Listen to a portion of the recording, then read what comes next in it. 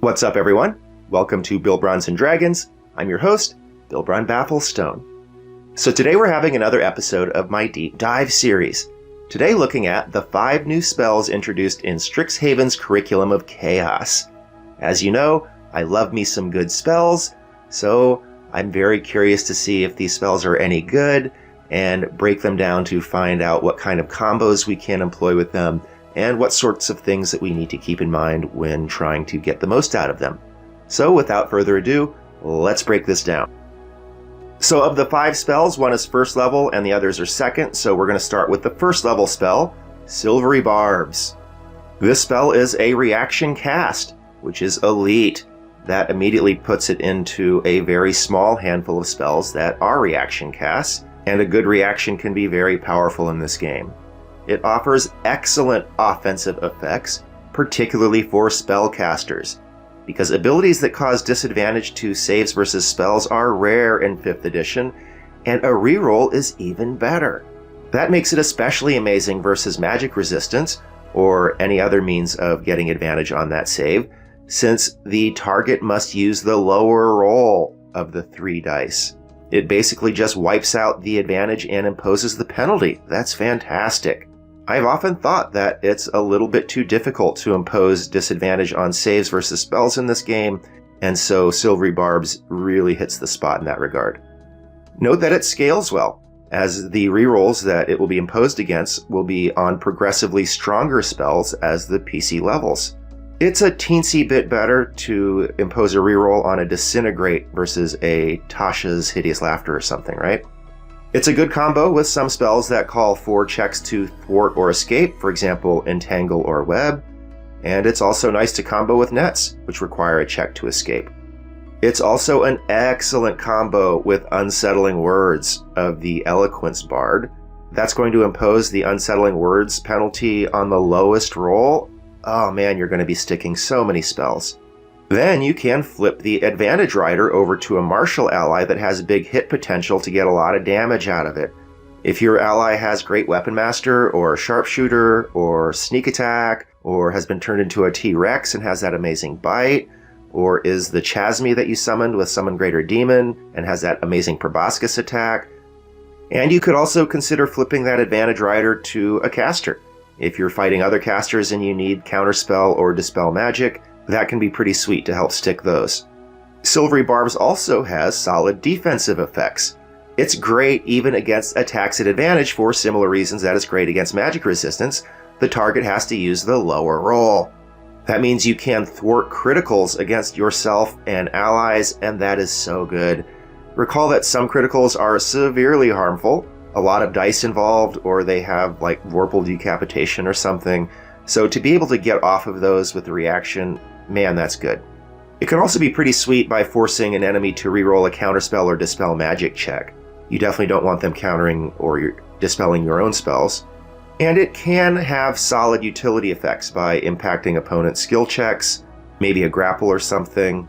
And it is V component only, so you can subtle cast it in social scenarios.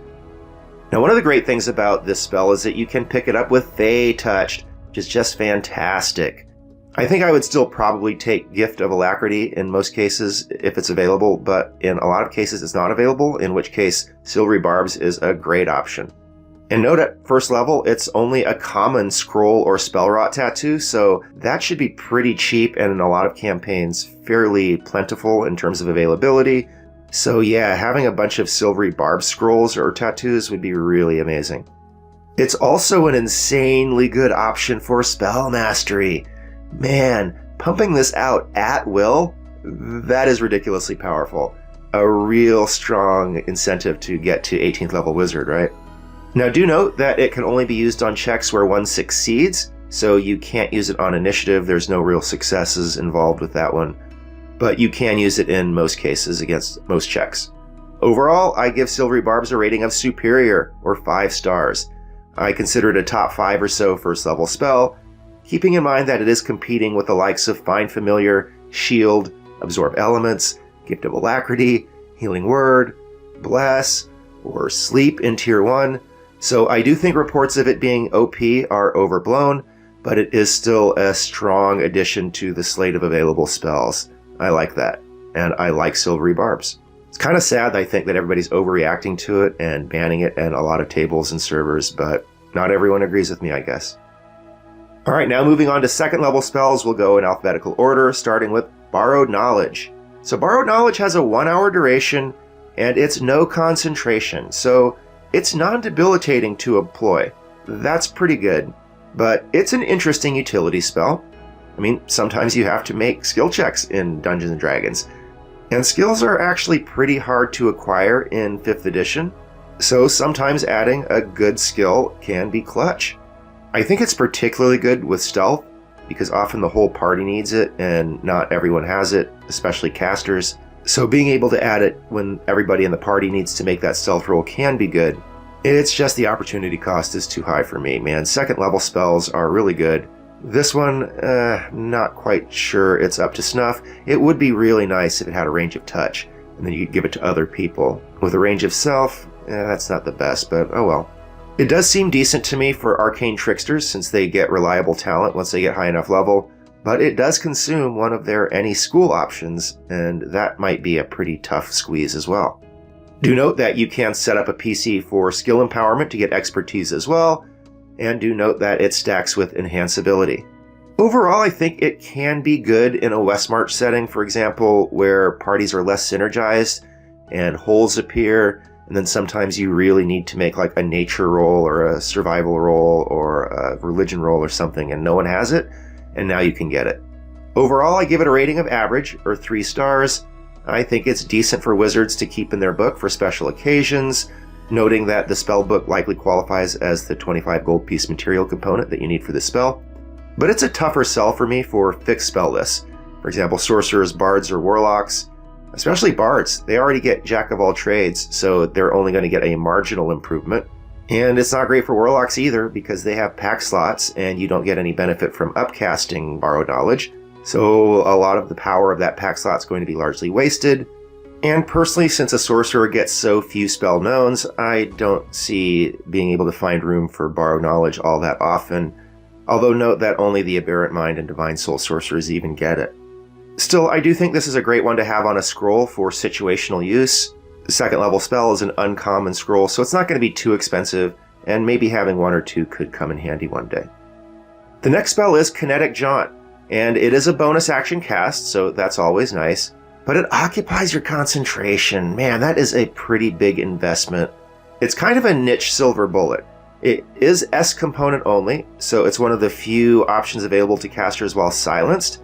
I guess it could be good for skirmishers if you're in a constrained or congested environment. You could even set up allies to create choke points with their bodies and then run back and forth between them and be safe from attack when you're not on your turn. And I guess that could be interesting if you have summons and can get like huge and gargantuan ones to help form the choke point.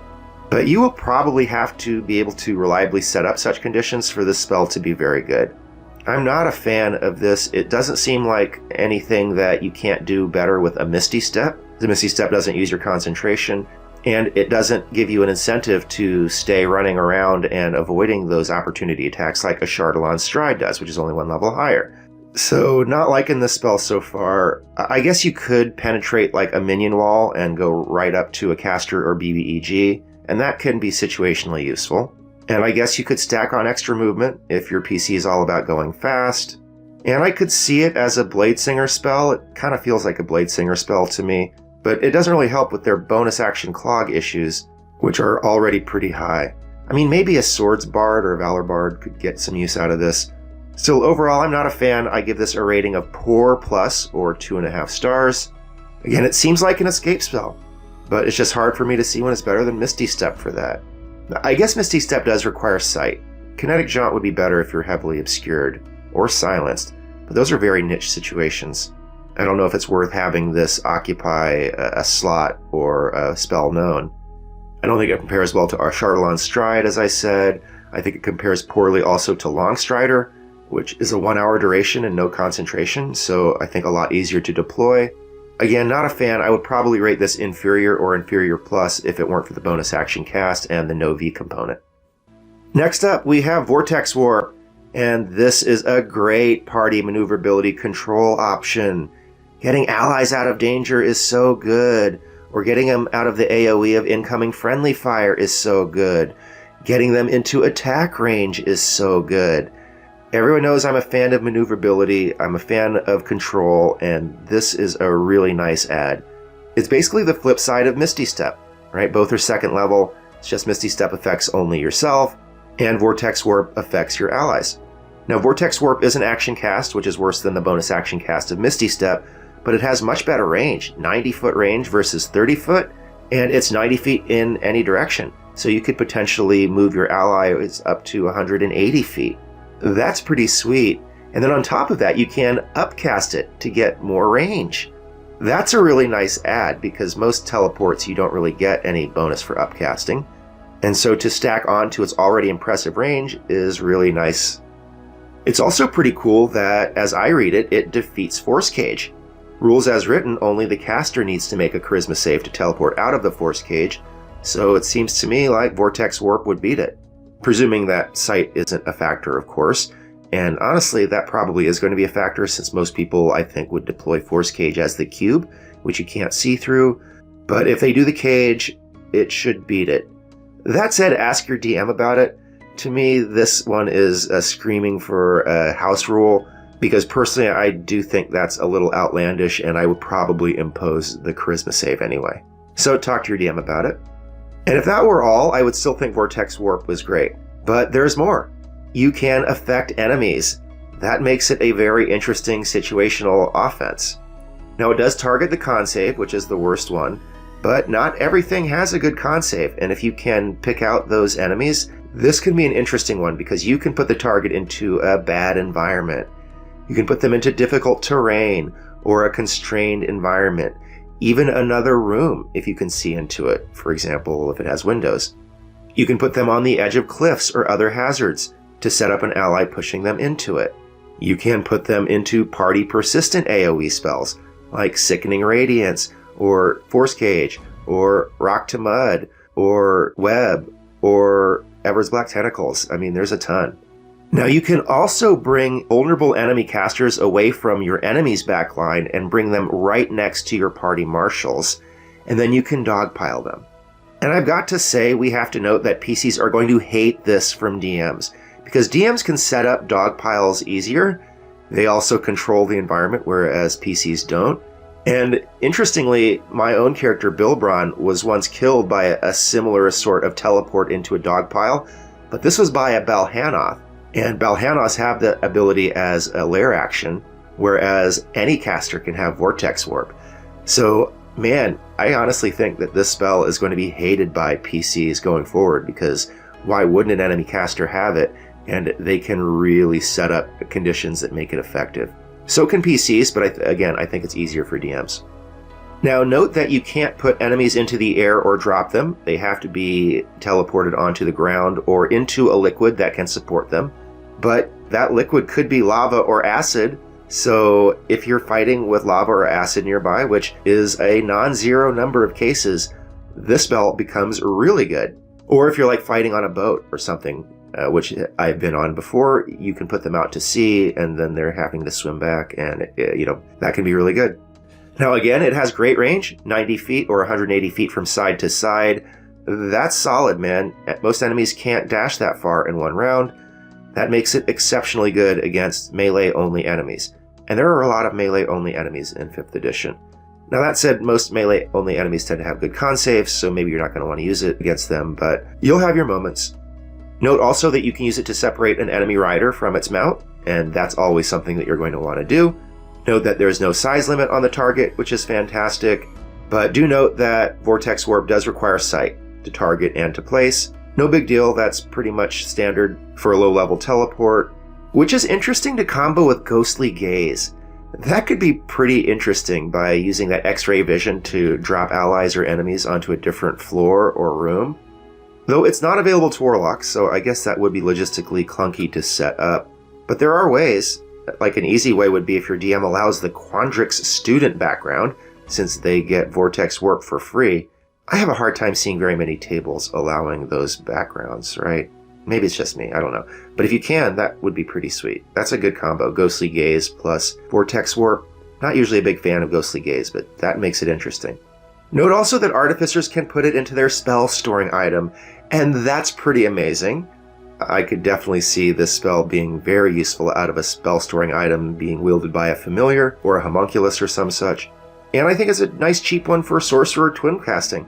Only 2 sorcerer points, and now you're affecting 2 enemies or 2 allies. That's pretty solid.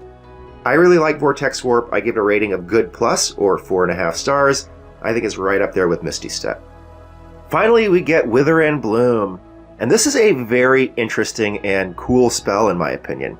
Does a little bit of damage, poor damage, only 2d6 save for half, or 7 on average. And that's about half the expected damage for a second level spell. Typically you're going to get 3d8 save for half out of that, which is 13.5, or almost double the 2d6. And it is a con save, which is the worst one. So not great damage, but you can target it, and that's always nice where you don't have to worry about friendly fire. But you're not getting this spell for its offense. You get it because it is a healing option, and that is amazing for wizards and sorcerers who normally don't get a healing option. And this is a really good one, because you can get a little damage out there while bringing up an unconscious ally. I mean, that's the main thing that you want out of a heal, is that you can bring up unconscious allies from range. Wizards and sorcerers completely lacked that ability before Wither and Bloom, and now they can do it. That is a huge add. It literally heals about as much as a second level healing word with the same range. That is a game changer. Now it does use hit dice, which can be annoying because you only get so many of those, but it does open up a couple of interesting interactions. Specifically, it combos awesomely with the Bloodwell Vial, because that allows the sorcerer to regain 5 sorcery points when they expend a hit die without having to take a short rest. That's really good. And it nicely combos with the Periaptive Wound Closure and doubles up that healing. I also think it's a very interesting option for spell mastery. Because man, if you could cast this at will, you are basically getting unlimited out-of-combat healing and unlimited combat healing where you want to bring up an unconscious ally. Out of a wizard, wow man, that is so good. Note that it also upcasts very well, as it gets a 2 dice bump with each additional level, 1 to damage and 1 to heals. And note that it kills non-magical vegetation, which can have some role-playing applications, right? If you're trying to piss off a druid or something.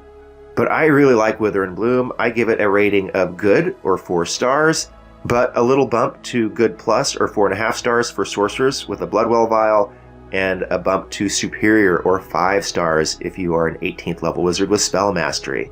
It's a cool healing option, game changer for wizards and sorcerers. It does a little damage, which I find clever and interesting. I think it's got nice role-playing flavor. Big fan of Wither and Bloom. So that's it. Those are the 5 new additions from Strixhaven, and man, they added some bangers. Silvery Barbs, Vortex Warp, and Wither and Bloom are all fantastic additions to 5th edition in my opinion. I don't think any of them are overpowered. I think all of them are powerful enough that we want to use them. I think they have nice flavor and are really interesting, and I think we're going to be seeing a lot of these spells on spell lists and out of PCs going forward. And rightly so. They're all really good. Regardless, let me know what you think in the comments below. And thank you so much for watching. This has been Bill Bronze and Dragons. I'm your host, Bill Bron Bafflestone. See you next time.